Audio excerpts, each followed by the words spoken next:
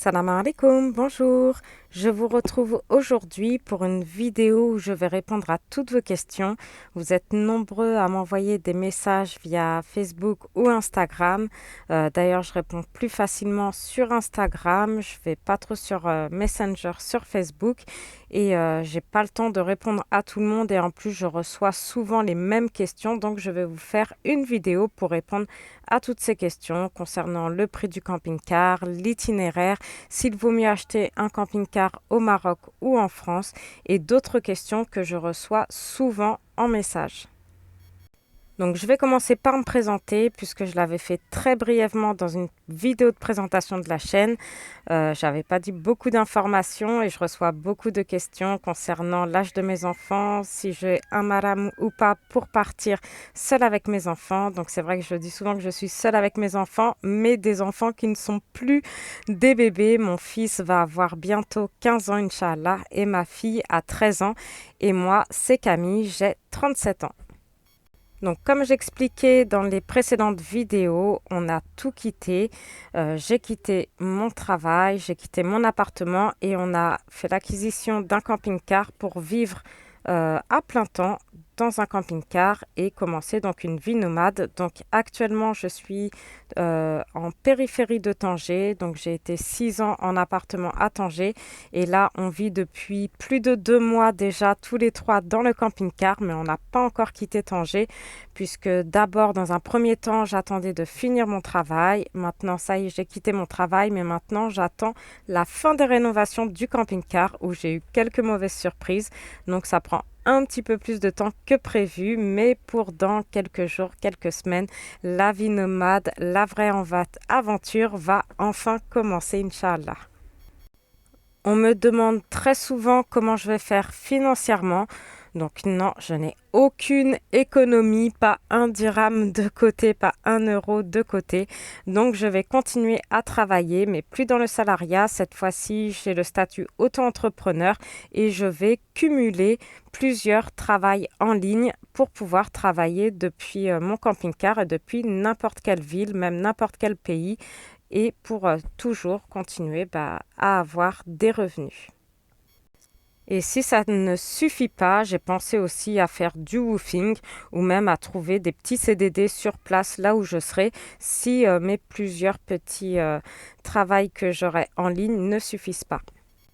On me demande aussi souvent auprès de quelle banque et quel organisme j'ai fait mon prêt pour mon camping-car, puisque j'avais dit dans une vidéo que j'avais fait un prêt sans intérêt. Donc, je l'ai fait auprès de aucun organisme, aucune banque, mais c'est un prêt que j'ai fait auprès de proches et donc je vais rembourser tous les mois. Donc, sans intérêt et ça me reviendra aussi moins cher que mon loyer que j'avais à Tanger. Sans compter qu'en plus, au bout de quelques années, j'aurai fini de payer le prêt du camping-car. Donc, on m'avait aussi posé la question une fois comment j'allais faire si un jour j'ai un problème technique, enfin un problème mécanique avec le camping-car. Donc ça, j'en suis consciente. J'en ai même parlé aux enfants que forcément, ça nous arrivera sûrement, très probablement, une fois d'avoir un problème mécanique. J'en suis consciente et je sais qu'il faudra soit dormir sur place dans le garage ou si on peut, on prendra un appart-hôtel, un hôtel. On avisera sur le moment, mais en tout cas, je suis préparée à ça et je suis consciente que ça arrivera très certainement un jour. On me demande aussi souvent s'il vaut mieux acheter le camping-car en France ou au Maroc.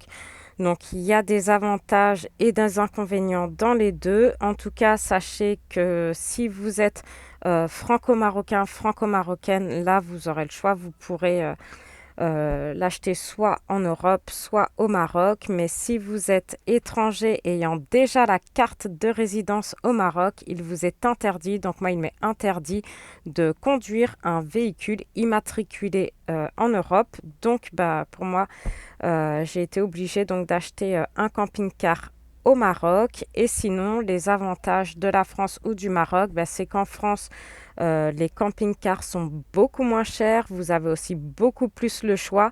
Pour acheter un camping-car au Maroc, il y a très peu d'offres. Si vous voulez voir les offres, je vous invite à aller voir sur le site avito.ma. C'est comme le Bon Coin en France. Donc là, ça vous donnera une idée du prix et en tout cas, il faut être patient parce que c'est vrai qu'il n'y a pas beaucoup d'offres sur le site avito.ma. Donc en France, ils sont aussi beaucoup moins chers, vous avez plus le choix, mais l'inconvénient qui n'est pas forcément en fonction de vos projets, mais en tout cas, sachez que si vous amenez un véhicule européen, français, belge ou autre, il aura le droit de rester que 6 mois par an sur le territoire marocain. Donc si vous comptez rester toujours au Maroc, forcément, ça peut être un inconvénient.